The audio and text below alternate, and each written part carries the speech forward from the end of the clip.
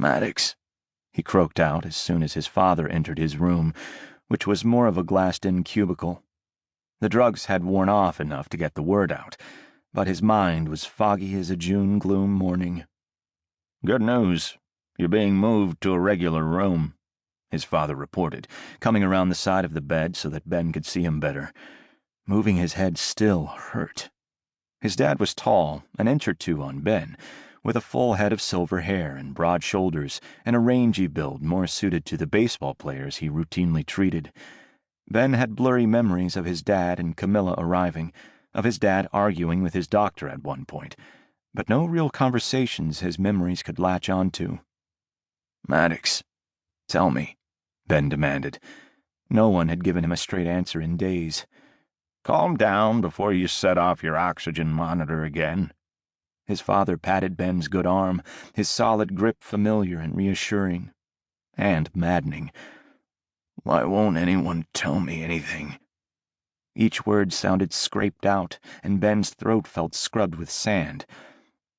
His dad held a plastic container with a straw out for him. "I actually do have news to report there. I laid eyeballs on the man himself a few minutes ago. They're still saying family only, but—" "You played the doctor card." Ben managed a weak laugh. "I did indeed." His dad winked. "And he's still fighting the infection. But he's kept the leg. His surgical team is absolutely top-notch. I'm impressed. They're keeping him sedated as much as possible right now, but I held his hand, told him we're cheering him on." Ben's eyes burned with slick relief. Alive. Maddox was alive. Maddox was going to make it, and make it back to the team with him. Everything had to get better from here. "Family only?" Ben took a sip of the icy water. "Are they actually here?" "Yeah." His father looked away. "Couple days ago, they said he wasn't going to make it. Parents flew down with the sister. What a difference 48 hours makes, huh?" Ben gagged on the water, stomach revolting. Maddox had been so close to death that his narrow-minded family had actually gotten their asses on a plane. "You didn't tell me." "Son, you were fighting for your own life at that point.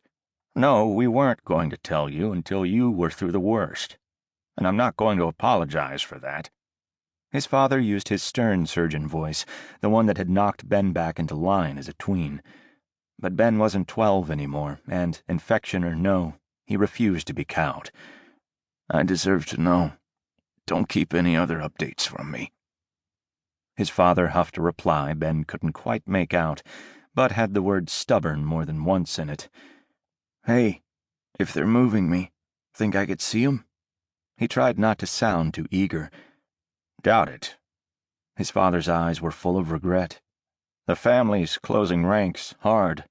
Camilla went to see if they needed coffee or anything and to introduce us, but they weren't having it. Very close-knit people." "Play the doctor card for me?"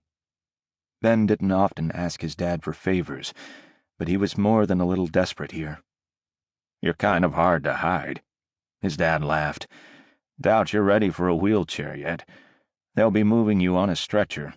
Just be patient and give it time." Patience was the one thing Ben didn't have. He made a frustrated gesture and immediately regretted it, Ivy pinching like a mother. "Ben?" His dad's voice was softer than he could remember hearing it. "Are you guys still just friends?" Ben couldn't keep back his sigh. "Just friends. Like always. He's my best friend. That's why I want to see him."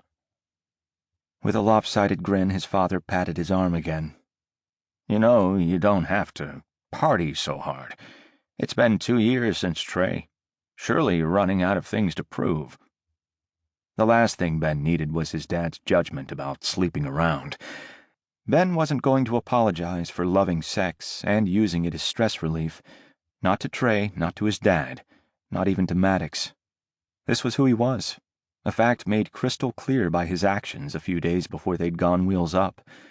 He'd been so sure that he could goad Maddox into a repeat of the threesome, end the weird tension that had surrounded them ever since that second night with Kanan.